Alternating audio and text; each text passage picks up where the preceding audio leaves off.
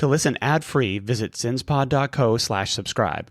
Starting at $2.99 a month, you'll also get access to our exclusive bonus content episodes when you join through Patreon or Apple subscriptions. Thanks for supporting the show. Around noon on Sunday, December 13th, 2009, 30-year-old Steven Koecher parked his Chevy Cavalier on the cul-de-sac of Savannah Springs Avenue in the Sun City Anthem retirement community of Henderson, Nevada. Grainy black and white camera footage showed an adult figure, presumably Steven, walking down the sidewalk alone with an unknown item tucked under his left arm. Steven walked out of that security camera's view and was never seen again, leaving only questions and half-baked theories about what happened to him.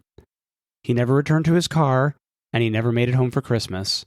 And for the last 15 years, his loved ones have been trying desperately to find out what might have happened to him.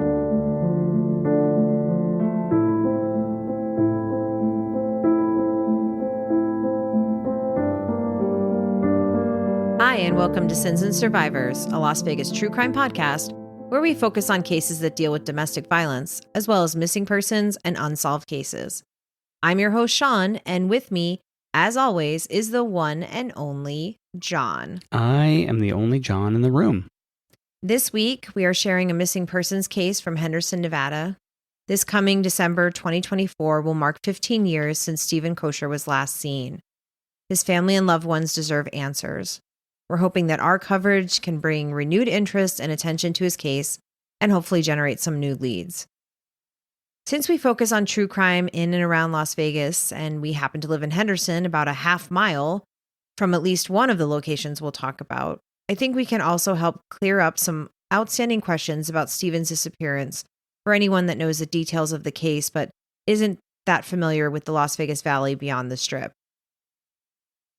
As of April 2024, the federal government owns over 80% of the land in Nevada, making it the state with the highest percentage of federal land in the country. That's about 48 million acres of public land, which is managed by the Bureau of Land Management, BLM. And in some counties in Nevada, the federal government controls more than 90% of the land. In fact, Clark County is the most densely populated area, mostly because it contains Las Vegas and Henderson, but still, over 90% of Clark County is managed by the BLM. The Las Vegas Valley includes the city of Las Vegas naturally, but also the cities of North Las Vegas and Henderson, and large areas of unincorporated towns that are a part of Clark County. These cities and unincorporated areas all touch and border each other, and you'd need to consult a map to figure out if you're in unincorporated Clark County or the city of Las Vegas proper. I know that's a lot, but I want us to keep in mind that most of the details of Steven's disappearance occur in the city of Henderson, but Henderson is not geographically separated from Las Vegas. It's the second largest city in Nevada, but at this point in time, there isn't any open land between the two cities. Henderson is mainly in the southeast part of the Las Vegas Valley. Sun City Anthem, which we'll talk about in a bit, is best thought of as a neighborhood in Henderson. There are so many theories that have been put forward over the years that John would call fan fiction. Stories people just make up with no supporting evidence at all, but it's important to focus on sharing what we know, and hopefully that could lead to more concrete leads that might get his family answers. I'm not a fan of when people put forth unsubstantiated stories because, of course, Steven is a real person with a large family that cares about him very much, and they've been feeling his loss on a daily basis since he disappeared without a trace 15 years ago, so we won't be engaging in that kind of speculation. In our Swing Shift Overtime episode, we'll talk through some of the theories that people have come up with over the years and reasons why we think that they don't really make logical sense. But since we deal in facts, let's start with Steven, who was born in Amarillo, Texas on November 1st, 1979, to his mother Deanne Koecher and his father Rolf. He's the second oldest of 5 siblings, Matthew, Lisa, Michael, and his younger brother Dallin, who has been the main family spokesperson since their father passed away tragically and unexpectedly in February of 2011. By all accounts, Steven grew up in a loving and supportive family environment. He graduated from Amarillo High School, but his family has roots in Bountiful, Utah, which is a community north of Salt Lake City. His dad was a journalist and the editor of the Davis County Clipper, a paper based in Bountiful. Steven is very much the outdoorsy type, enjoying water sports, boating, camping, wakeboarding. that sort of thing. He was extremely active in the Boy Scouts, earning their highest rank of Eagle Scout.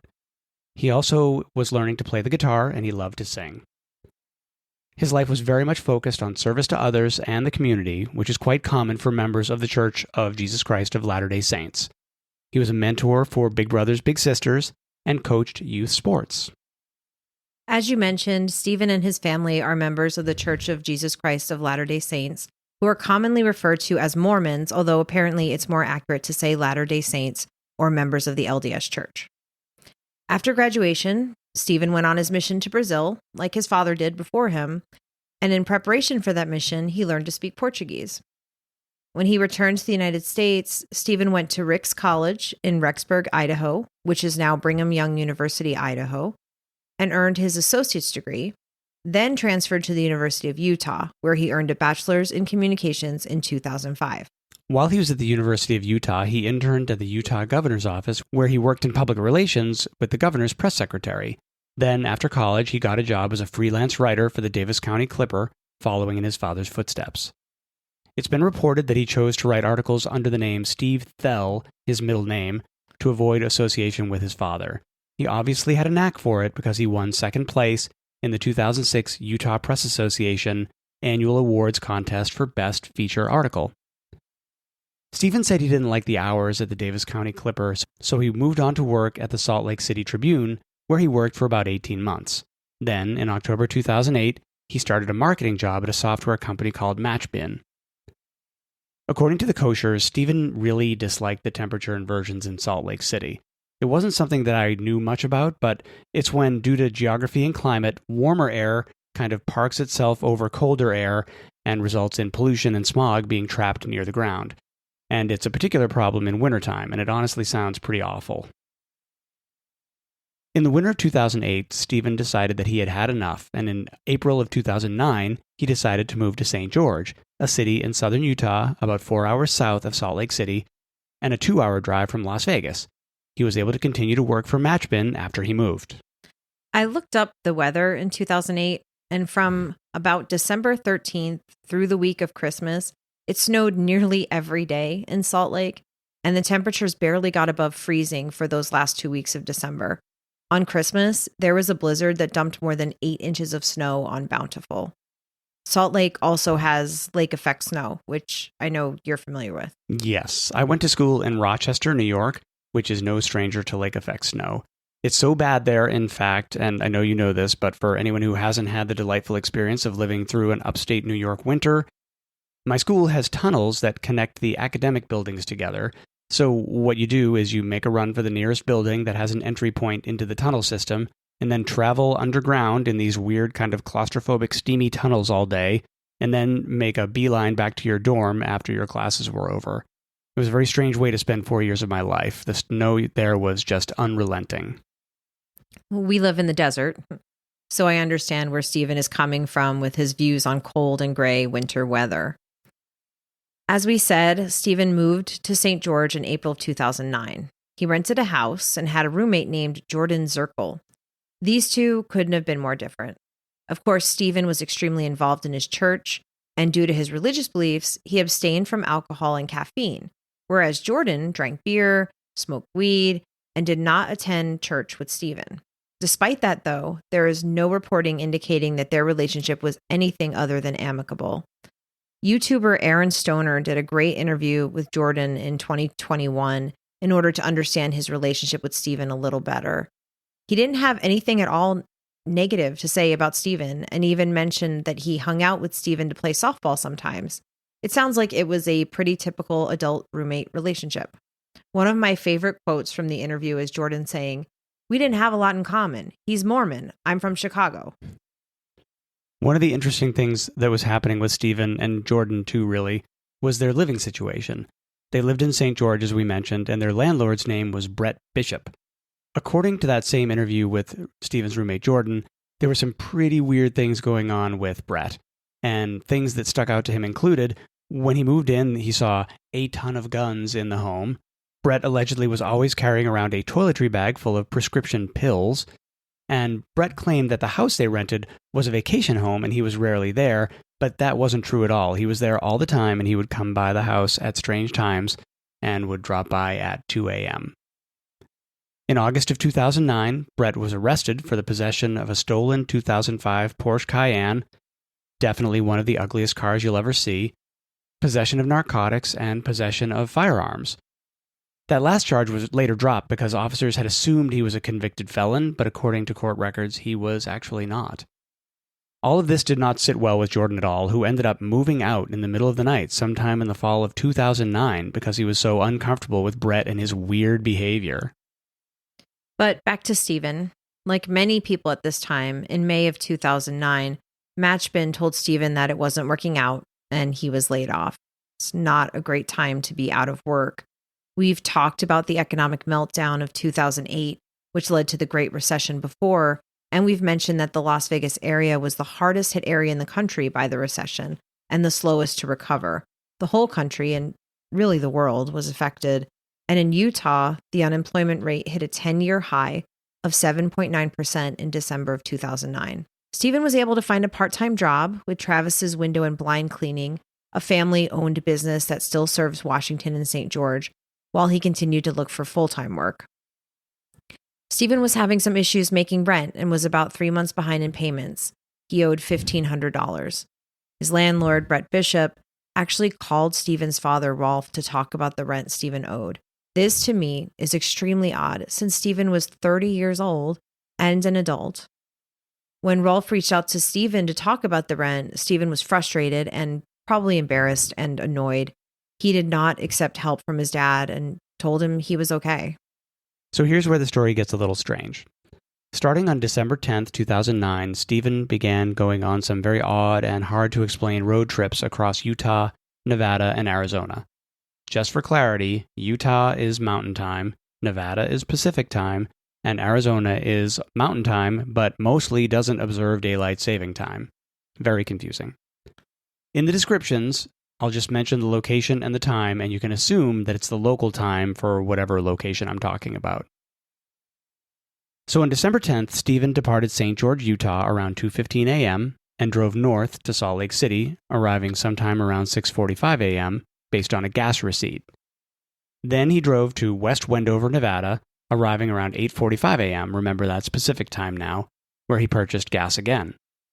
Next up, Steven drove to Ruby Valley, Nevada, about 2 hours to the west, apparently to randomly visit an ex-girlfriend named Anne-Marie Neff at her family's ranch. It turned out she wasn't home, but her parents remembered him and invited him in for lunch.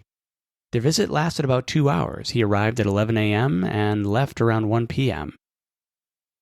According to the Neffs, Steven told them that he was considering driving to Sacramento to visit family, but because of the weather, he had decided it was a bad idea, so he was going to head back to St. George. Not only is that strange because it's a 7-hour drive from Ruby Valley to Sacramento, but in fact, this was an easily verifiable lie. According to Steven's sister, Steven had no friends or family in Sacramento, so why would he tell them that? Steven then headed back to St. George. He had a phone call with his sister around 3:44 p.m. Pacific time on the drive back home, but she reports there was no mention of his road trip and no mention of Sacramento. He retraced his steps, driving to Salt Lake City, arriving there around 4:40 p.m., corroborated by a gas purchase, and then on to Springville, Utah, for another gas purchase around 5:25 p.m. About an hour and a half later, his mom called, according to phone records. His mom has said that Steven seemed upbeat and positive, but they did discuss Steven's finances, which were obviously a problem. She deposited some money in his account, which he never ended up using. There was also evidence that Steven had received a check from his grandmother to help him out, but he never cashed it. There are multiple examples of this type of thing. It was pretty obvious Steven really wanted to live financially independent, and who wouldn't? He stopped one more time in Nephi, Utah, around 7:24 p.m. for dinner at a Taco Time fast food restaurant, according to the receipt, and then headed back to St. George when he arrived just after 11 o'clock p.m. The entire trip was nearly 1,100 miles and 21 hours, and it's unclear exactly why he went. It had to have been an expensive trip with that much gas, especially if he was having financial problems. Before we go on, we're going to pause here for a second and hear from our friends at PNW Haunts and Homicides.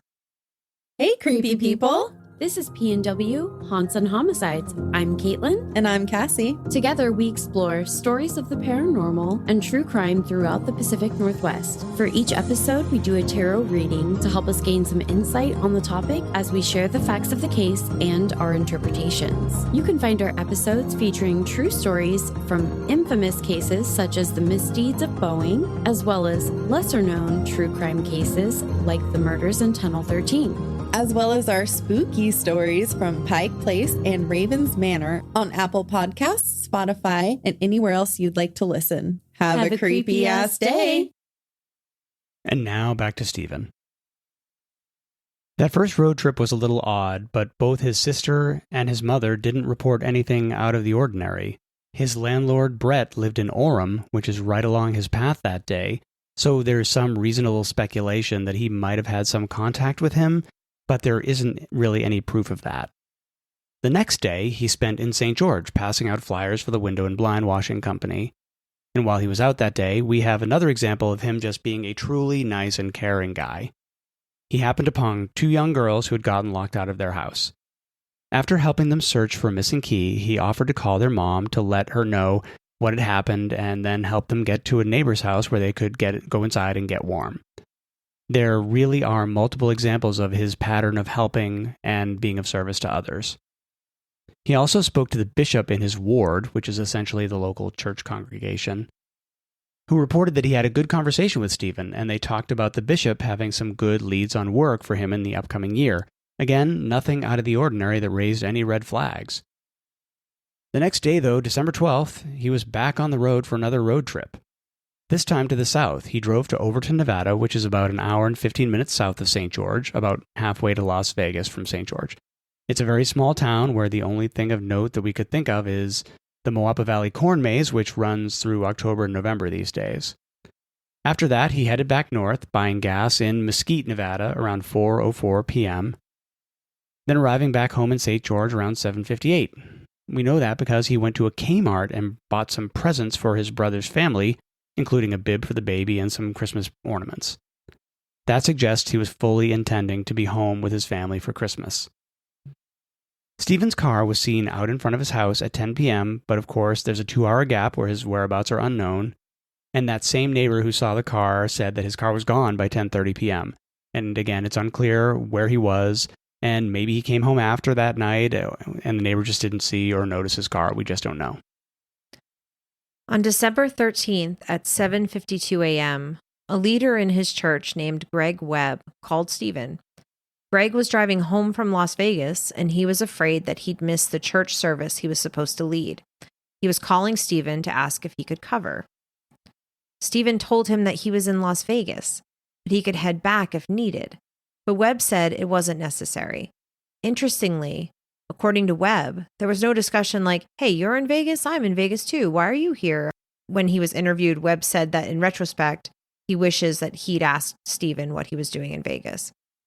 Steven got another call from a member of the ward named Seth Abbott at 9:53 a.m., asking him to make an announcement at the church service. But again, Steven told him he couldn't because he was in Las Vegas and would be missing the service. Again, strangely, there was no conversation about why Steven was in Las Vegas. At 10:15 Pacific, he got another call from the ward asking him about running the service for Greg, but he explained again that he was in Las Vegas and couldn't. They believe that this is the last time anyone spoke to Steven, and again, there was no conversation about why he was missing the service, which was very rare for Steven. Obviously, all his friends in the church are calling him to be back up for them, and no explanation as to why he was in Las Vegas. Just before 11:54 a.m., Steven drove into the Anthem neighborhood in the very southernmost end of Henderson and parked at the end of the Savannah Springs Avenue in a cul-de-sac, and it's unclear why or what he was doing there. He was captured by a home surveillance camera around that time, walking away from his car with some unknown item under his arm. He turned up Evening Light Street. He was seen from one other camera and in a reflection of a car, and his mother is fairly sure that it it is Steven, given his gait, height, and general size, but the footage is quite blurry and grainy. But he appears to be walking with a purpose, not lost or wandering. There were 2 cell phone pings from Steven's cell phone later that day, one at 4:36 p.m. near American Pacific and Arroyo Grande, about 9 miles north of where he had parked in Sun City Anthem, and another one 2 hours later around 6:30 p.m. near Whitney Ranch, 2 miles up the road. Those 2 locations are very close to where we live in Henderson, and we feel that those times are a little weird. The second ping is only 2 miles from the first one, but it happens 2 hours later, so it really isn't clear what was happening with the phone and who might have had it. The next day, there were several more cell phone pings from Steven's phone indicating that it was still moving. The first was early in the morning near Interstate 515 and Russell Road, and then around 6:04 a.m., some unknown person, maybe Steven, maybe not, called his voicemail. The phone remained in that location, according to cell phone tower records, for 2 days until the signal was lost and the battery died. By Monday the 15th, the Sun City Anthem HOA had taken notice of the apparently abandoned car in the neighborhood and started to try and find the owner. There were flyers in the car from the window and blind washing business in there, so that's where they started. They got in touch with the business and they were able to figure out who Steven was and finally left a message for his mother on December 16th. She didn't hear the message till the 17th, and that's when she reported Steven missing right away. I want to stop for a moment here and talk about the neighborhood where Steven was last seen and where his car was found. For people who have never been to Las Vegas or never left the Strip, you might not be familiar with some of the towns or suburbs we have here. Sun City Anthem is a planned community that was constructed between 1998 and 2008 for active adults over 55. It's built around a world-class golf course. It has some pretty great amenities like a clubhouse and tennis courts, swimming pools, group fitness classes, events, things like that. There are more than 7,400 homes in the development. The homes vary widely in size and price, ranging from under $500,000 to over $1 million. But at the time they were built, they were selling for closer to $300,000. And during the housing market crash here in Las Vegas in 2008, 2009, the prices were down in the low 200,000s. The neighborhood isn't gated, and the homes aren't what you might consider to be huge, opulent mansions. Many of them are 2-bed, 2-bath, single-story homes with a garage and less than 2,000 square feet. And they're really aimed at retirees and empty nesters looking to downsize and be part of a community with amenities they don't have to maintain themselves. I've heard it called an affluent community, but I wouldn't necessarily think the residents are wealthy. As I said, it's not gated, so Steven would have been able to drive into it with no issues. He wouldn't need a code or someone to buzz him into the neighborhood. Sun City Anthem was fully completed long before Steven pulled into the area. So if you look at Google Maps or zoom in on the cul-de-sac at the end of Savannah Springs, or if you go and visit the area, what you see is exactly what Steven saw all those years ago. Steven's family searched everywhere to try and find him. They contacted shelters, jails, and hospitals, and even city morgues. Rolf visited Steven's house in St. George to see if there was anything at the house that could tell him where Steven may be or where he went, but he found nothing that was out of order in the house at all. Steven's possessions were there and nothing was packed or missing. His cell phone charger and laptop were in his room, and none of his belongings were packed, which might have indicated that he was planning to go somewhere. On December 17th, a massive search began.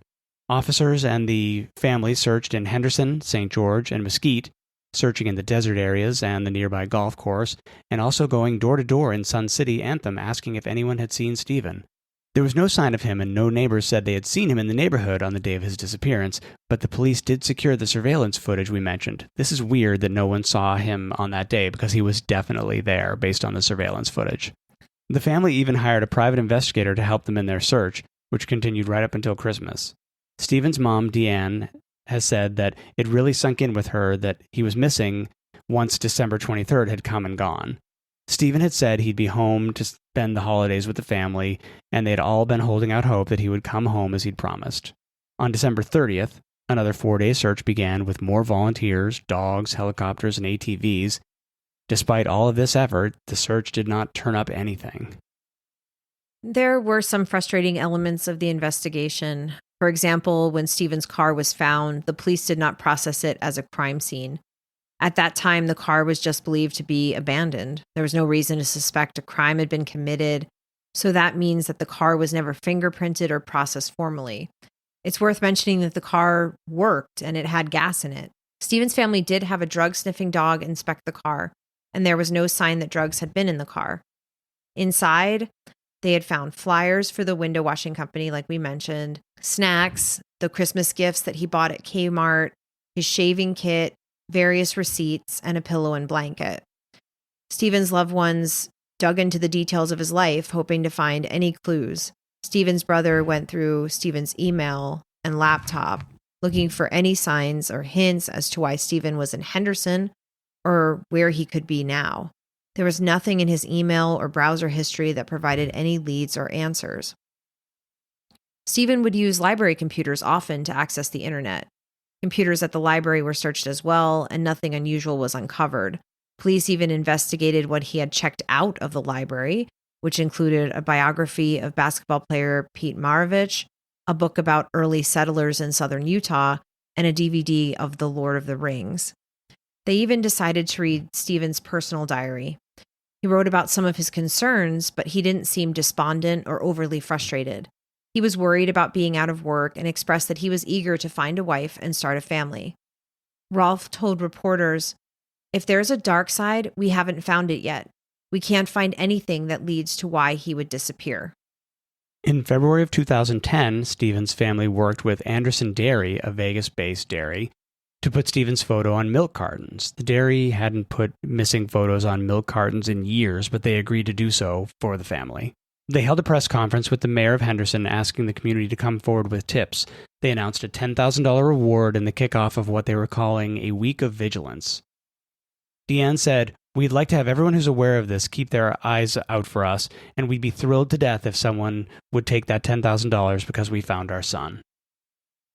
One of the first things we often hear when there's a missing person in the Las Vegas area is usually along the lines of, they're an adult, they can disappear if they want to. And looking at Steven's life circumstances, many web sleuths developed a similar theory. Steven was down on his luck, he was out of work, and behind on his rent. Could it be possible that out of frustration and desperation, Steven walked away from his life?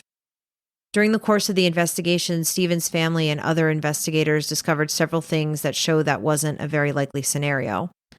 One, Steven's passport was left behind in his house. There's no evidence of him searching for flights or buying plane or bus tickets, nothing that would indicate he was planning on traveling.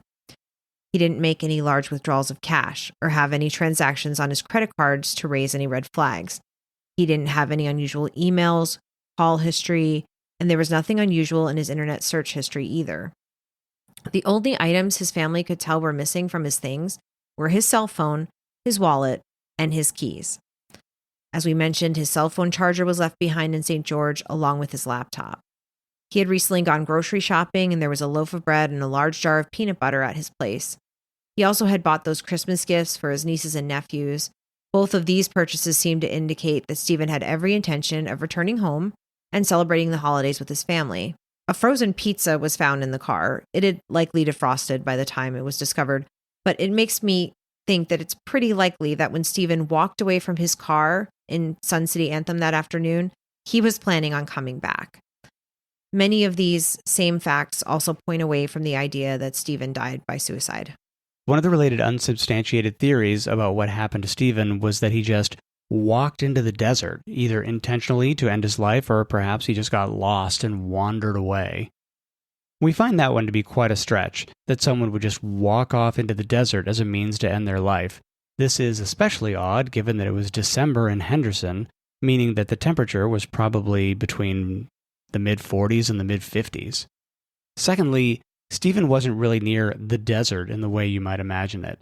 He was in the middle of a suburban neighborhood. He was a 2-mile walk from the desert, or any undeveloped land or even hiking trails. If he did want to wander off into the desert, he probably would have chosen to park a little bit closer.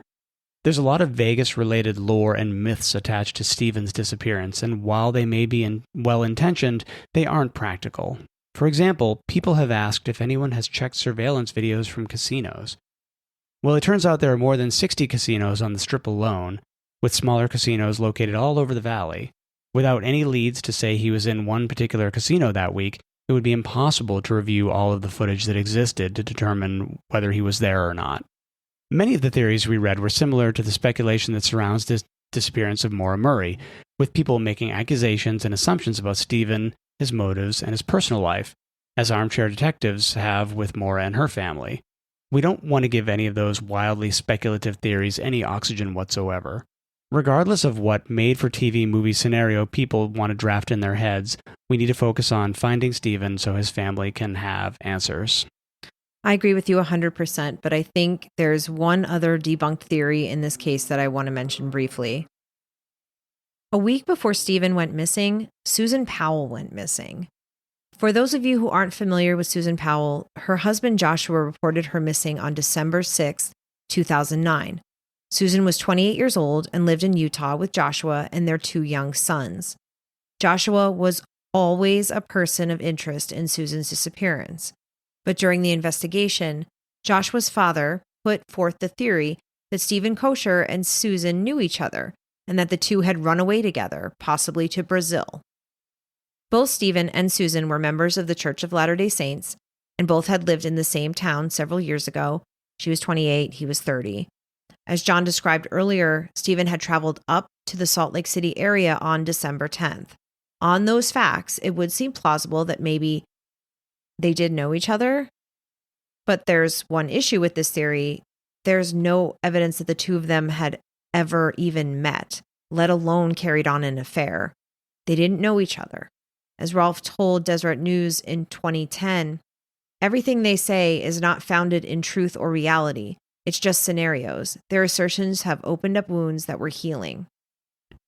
If you want to hear more about Susan's case and how there is zero doubt that Joshua murdered her, I'd recommend you listen to Generation Y's episode on Josh and Susan Powell or the Murder Diaries episode on Susan. Steven's mom has shared that just a few weeks before Steven disappeared, he spent Thanksgiving in Bountiful with his family. While he was home, he decorated a tree in front of their house with some white Christmas lights. The family left them on until they burned out that summer.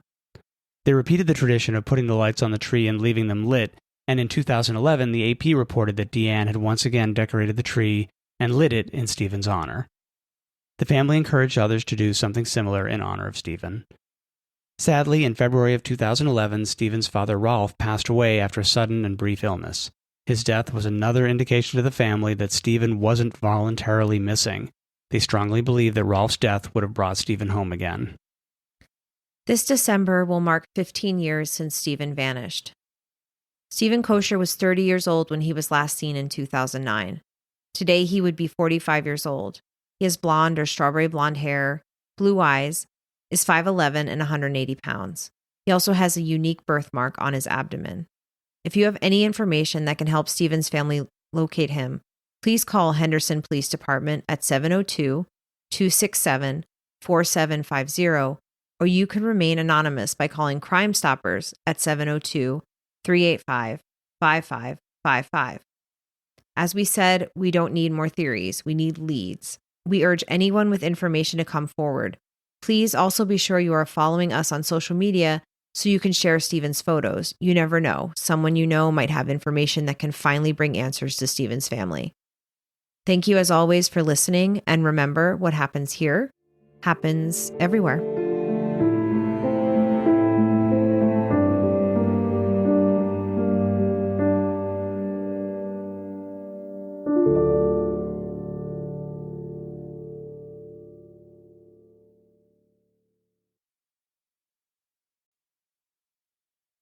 Thanks for listening. Visit sinspod.co/subscribe for exclusive bonus content and to listen ad-free. Remember to like and follow us on Instagram, Facebook, TikTok, and Threads at Sins and Survivors. If you're enjoying the podcast, please leave us a review on your podcast platform of choice. You can contact us at questions@sinsandsurvivors.com. If you or someone you know is affected by domestic violence or needs support, please reach out to local resources or the National Domestic Violence Hotline. A list of resources is available on our website, sinsandsurvivors.com. Sins and Survivors, a Las Vegas true crime podcast, is researched, written, and produced by your hosts, Sean and John. The information shared in this podcast is accurate at the time of recording. If you have questions, concerns, or corrections, please email us. Links to source material for this episode can be found on our website, sinsandsurvivors.com. The views and opinions expressed in this podcast are solely those of the podcast creators, hosts, and their guests. All individuals are innocent until proven guilty. This content does not constitute legal advice. Listeners are encouraged to consult with legal professionals for guidance.